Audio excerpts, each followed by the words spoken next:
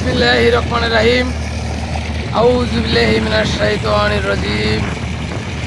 বিসমিল্লাহির রহমানির রহিম। এই মুহূর্তে আমরা এই পরিস্থিতিতে আসছি, ডিএমপি পরিবারের সদস্য আমি এবং সেই পরিবারের লোক আমি। এখন আমি দেশের যে কাজকর্ম হচ্ছে, দেশের আমাদের বলগেট সংগঠনের বিরুদ্ধে যে কাজকর্ম চলছে, বিভিন্ন জায়গায় চাঁদাবাজ চলছে, বিভিন্ন জায়গায় চাঁদা নিয়ে আমাদের সাথে জুলুম অত্যাচার করা হয় এবং বিভিন্ন অঞ্চলে দলদিয়া পাটুইয়া সম্পূর্ণ জায়গার ভিতরে এখানে এইসব কাজ কার্যক্রম মানে দুর্নীতি আপনাদের কাছ থেকে কি করতেছে, বিভিন্নভাবে চাঁদাবাজি করতেছে বিভিন্ন সংগঠনের নেতৃত্ববৃন্দ। বিভিন্ন তা আপনি চাচ্ছেন কি এই কুসংস্কার থেকে আমাদের দেশ জাতি জনতা আমরা যাতে বেরিয়ে আসতে পারি? আমরা দিনে the present civilisation is the greatest of the science.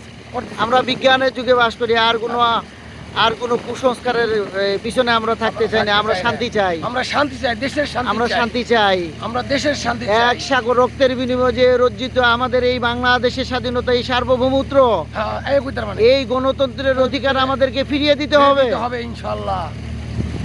এই বাংলাদেশটা, এই বাংলাদেশকে, বাংলাদেশের মানুষের জন্য, বাংলাদেশের শান্তি শৃঙ্খলা বজায় রাখার জন্য ডিএমপি ফ্যামিলি পরিবার এই বাংলাদেশের মানুষ দিন চাঁদাবাজ এমপি মন্ত্রী যারা চাঁদাবাজ দিন বন্ধ করে, চাঁদাবাজ বন্ধ না করলে দেশ ধ্বংস হয়ে যাবে।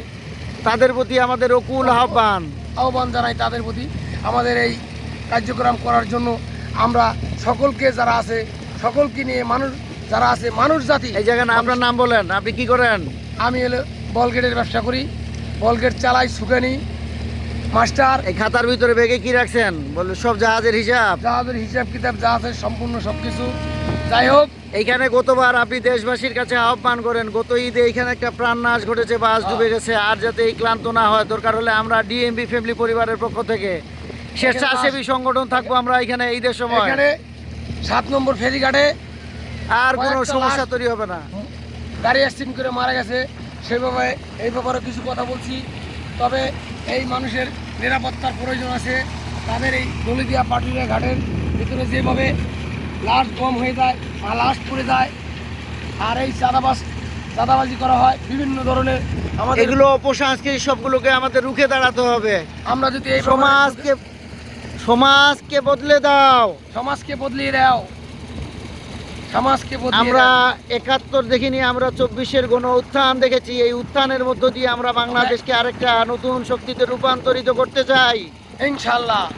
সবাই ভালো থাকবেন, সুস্থ থাকবেন, ডিএমপি ফ্যামিলি পরিবারের সাথেই থাকুন।